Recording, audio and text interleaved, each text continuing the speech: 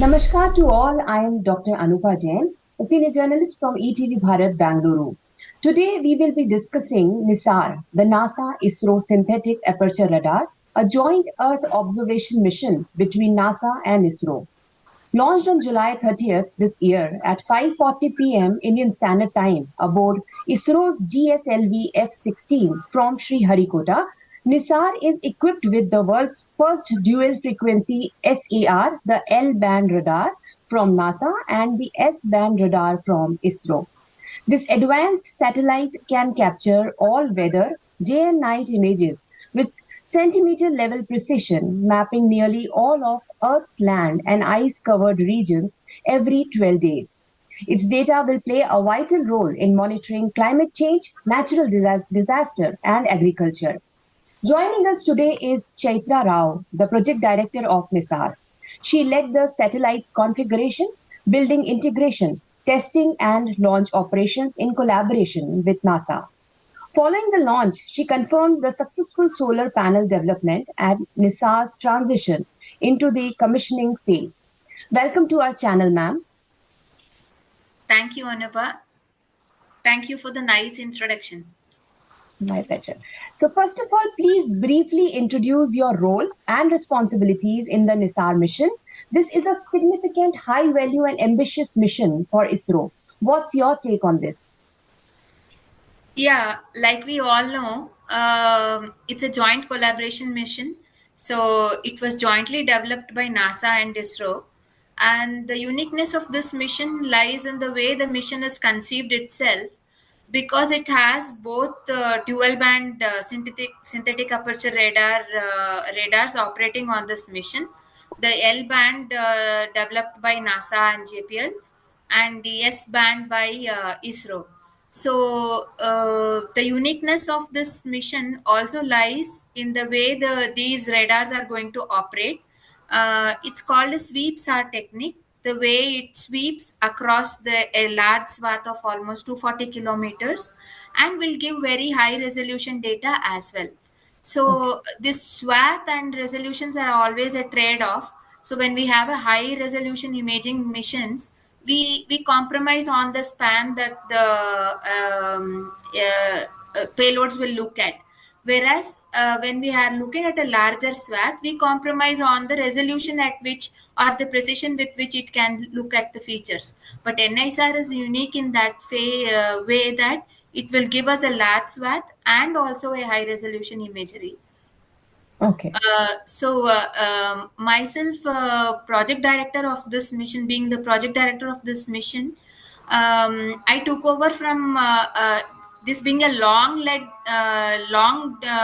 lead mission of almost 10 years, which took almost a decade to get developed because of the technical challenges, of course, technological improvements that had to be done for developing this kind of a complex instrument.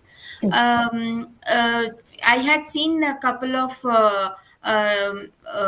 various developments that were happening. So, in the capacity of project director, I have aided in developing this entire satellite and integrating, testing, and launching, and the operations as well. Everything comes under the purview of the project director. So my role has been to make sure that the mission meets its goals and flies in orbit to meet the specifications that it was meant to comply to. Okay, right. So, what exactly is this mission and why is it significant for India and the world? Yeah, coming to India, like we all know, we have a varied topographical features across the country with different climatic and weather conditions. So, being in the tropical zone, we are prone to many of the natural disasters. Like we have floods, we have sometimes drought in some areas, and sometimes we have less of rain, and such kind of extremes are very often seen in India. So NISAR being a mission which has this both LSAR and SR, is going to give us an insight into various applications which are aiding towards studies which will help us understand how the overall climate is changing. It will also help us in assessing the carbon footprints, and also try to see how the soil moisture is changing over a period of time, and which areas are becoming drought prone, and what kind of vegetation needs to be put, and how Okay. the forest canopy or the deforestation patterns are happening. So if we want to understand all of this, NISAR is going to give the answers for all that. Okay, perfect. So my next question is, how did the collaboration between NASA and ISRO for NISAR come about? Um, yeah, like we know, we belong to two different cultures and opposite part of the world. So the way we approach a problem or approach a issue is slightly different. Other than that, the overall teams work together when the common goal is defined. The teams put work together in trying to resolve any problem that came across. So the collaboration has fructified into this mission of this scale. It's not just because of the mission alone, but by the intent of the individuals and the team members to meet the end goal, to make it a good instrument which is going to help the mankind for the next forthcoming years. Okay, right. So the NISAR mission will showcase Indian space engineering on a global scale, and countries will leverage NISAR data for various applications, showcasing the strength of Indian space engineering. So please elaborate about this. Indian space program, like we know, from the days of Aryabhatta, which was launched in 1975, till date in 2025, when we celebrated the 50 years of this launch, we have come a long way. The technology has taken leaps and bounds, and improved a lot. Like those days when we used to have this kind of telephones where we would have a mouthpiece and a receiver, to a mobile phone which is as small as a few centimeters. So the same kind of technological development is seen in the space sector as well. Hmm. So NISR mission is has been designed to fly all these state of the art technologies which were required for the mission. Mhm. Like for example, we have a high data rate downlink capability K-band transmitters, which were a requirement when NISR generates. It generates several terabits of data over a day. So almost 80 to 90 terabits of data is expected. So when this kind of data is generated by the satellite, so to complement that, a high data rate downlink capability was required, and we developed a K-band data which could give us a very high, almost 3 gigabits per second data rate. So this kind of state of the art technology has been put into NISR. So every subsystem, for that matter, whatever the best we had, has Hmm. been incorporated in NISR. So I'm sure that it is going to live its life and provide the science that is it is expected to give. Right. Could you walk us through the integration of NASA's L-band radar with ISRO's S-band radar on a single satellite platform, and why this combination is unique according to you? Yeah, L band and S bands are they are two independent radars developed separately. So L band was independently developed by JPL, and it happened in Pasadena, USA. Whereas S band SAR was developed by ISRO at SAC Ahmedabad. So while we actually broke down the entire development phase into various phases of development and integration. So L band SAR was independently being developed by JPL, and they integrated into a common structure called a IRIS. Mhm. So S band SAR was developed parallelly by ISRO team, at Ahmedabad, and it was taken to JPL to together integrate on the common structure. Hmm. So this structure is common on which both L band and S band are integrated. These two radars also share a common 12-meter reflector, which is going to add up the gain that it requires to achieve the required swath and the big area that it can image. Oh, So it was quite challenging in the sense we had to send people from here to support the integration when it was happening at US. And also now when the integrated radar structure came back to ISRO for integration with the satellite, so that was all the engineers from JPL NASA would come here, were stationed here hmm. to support the various phases of the integration. Hmm. So it was a long integration phase. Generally, all ISRO missions would take typically something like 6 to 8 months, whereas NISAR took almost 10 to 11 months of integration only with the satellite. And prior to that, the iris integration was also carried out for another almost an year or so. So sufficient testing also has been done on both. So this is how the entire satellite was built, and we were ready for launch uh, by the year 2023 itself. Okay, right.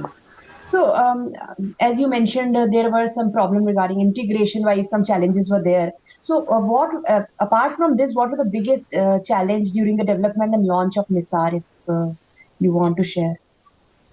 Yeah, I mean, technically, whatever challenges were there, because there are almost lot of packages that are being developed independently by two different organizations. So, technically, when we see, it's very difficult for us to finalize all the interfaces. So what we did is we took an independent parallel development approach, such that we finalized the interfaces or the exchanges that would happen between these packages or these subsystems. So we developed an onboard computer, and JPL also developed an onboard computer. So we said that this is the going to be the interface between these two.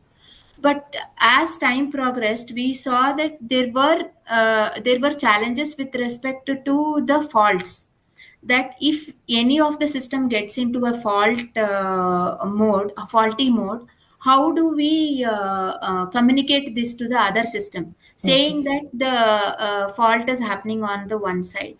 So this was one of the biggest challenges that we faced, and successfully we deployed fault detection, isolation, and recovery features on both sides, such that we can communicate the faults occurring on either sides, and the subsequent operations can be taken up after these faults are recovered out of.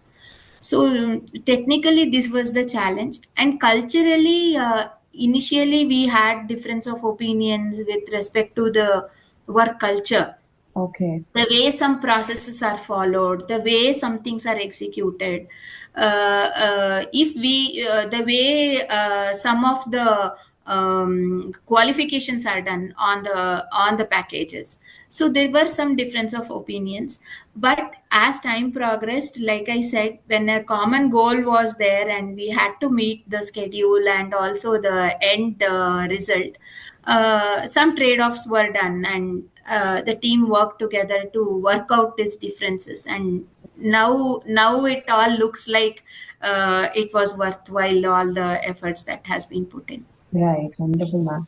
So, what type of data will NISAR gather? How will this information be used to monitor Earth's ecosystem and ice masses? And in addition, how will these observations support farmers, assist environmentalists, scientists, contribute to addressing global challenges such as climate change and resource management or natural disaster? So, please elaborate. Yeah, what we have done is, for both the LSAR and SR put together, we have laid out an elaborate plan for the next 3.5 years Okay. of what area of earth will be imaged in what mode. These radars are capable of imaging in some almost 180 to 200 different kinds of modes. Okay. So all these modes give different perspective to the same areas. Mm-hmm. So some may look at the soil moisture. Some modes can give better insight into the soil moisture content. Some may look at to give us a different insight into the glacier movements. Some are meant for taking the coastal area region imaging. Okay. So there are modes defined for every topography, every kind of feature, and every science that it is expected to give.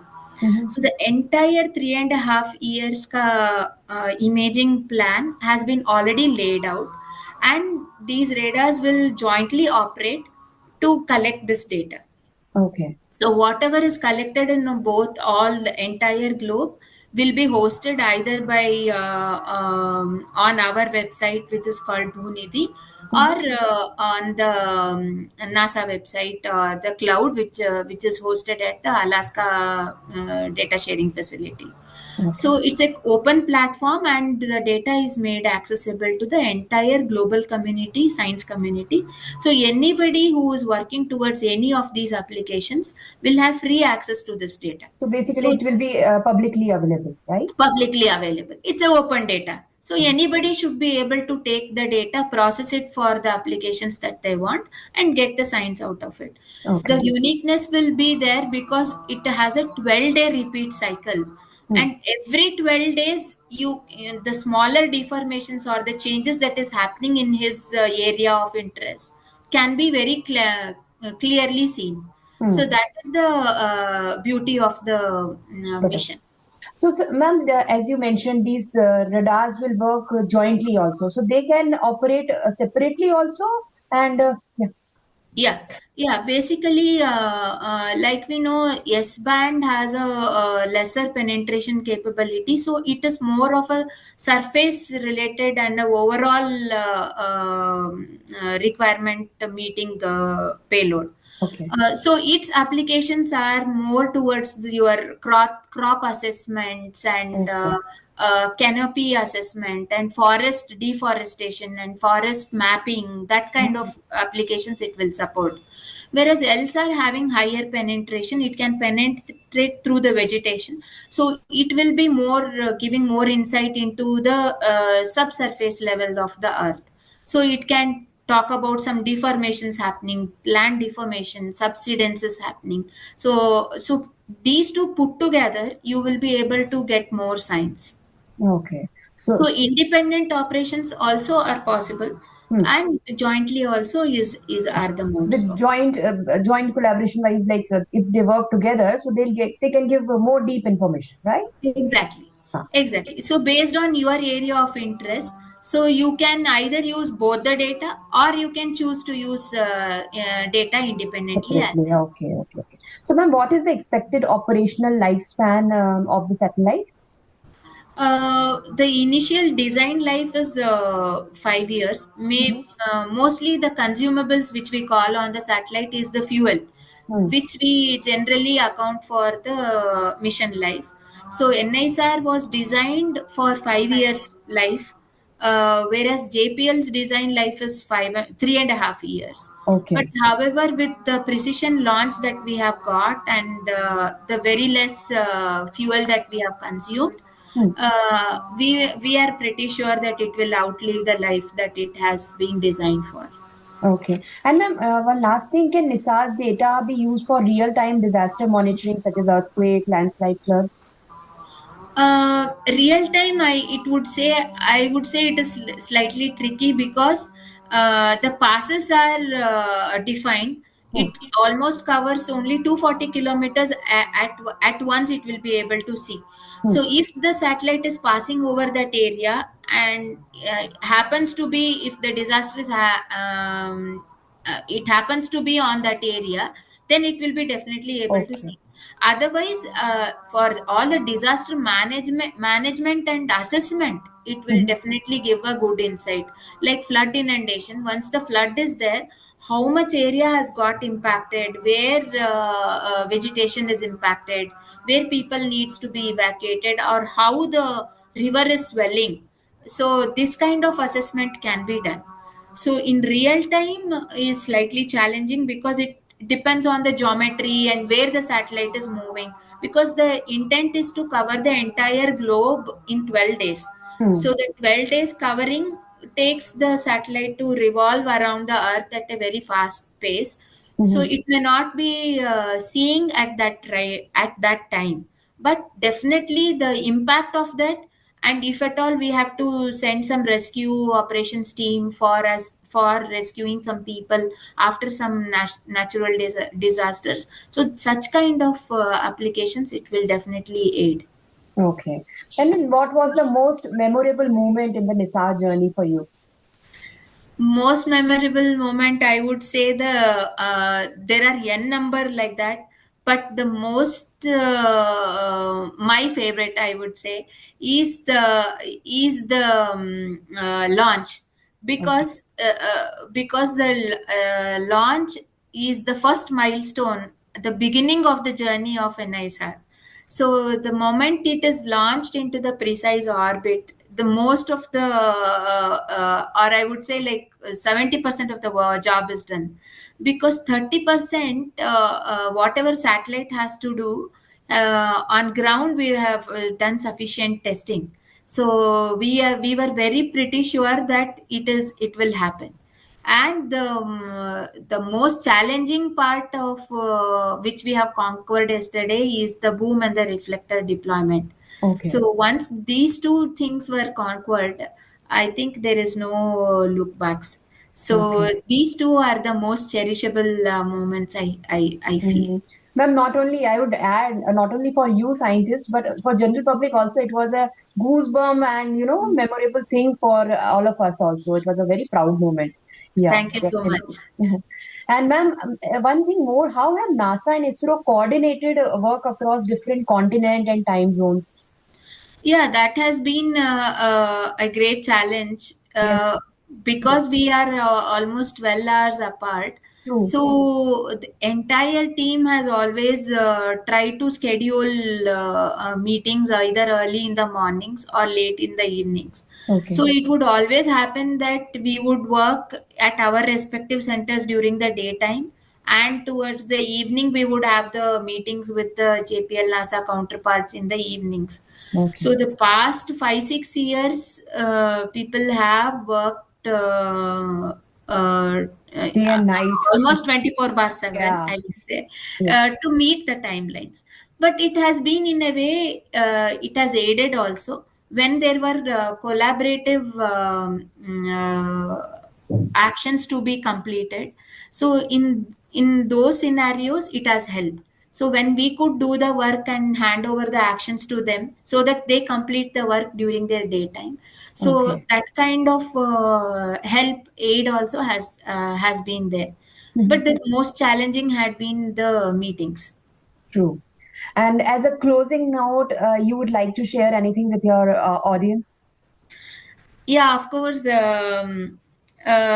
NISAR is a very unique mission. I would urge all the science fraternity to take the data. I am sure that it is going to serve the human mankind for the forthcoming years with the new insight it can give.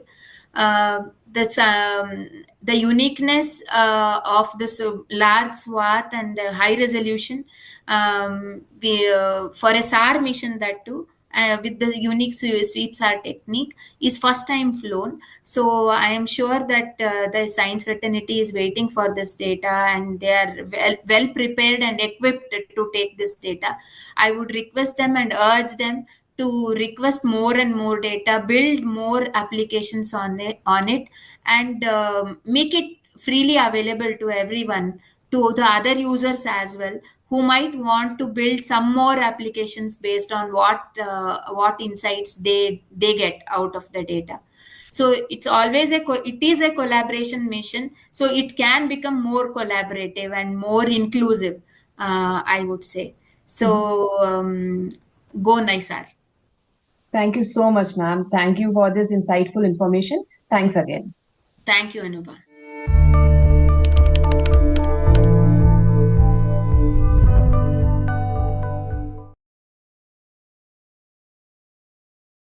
What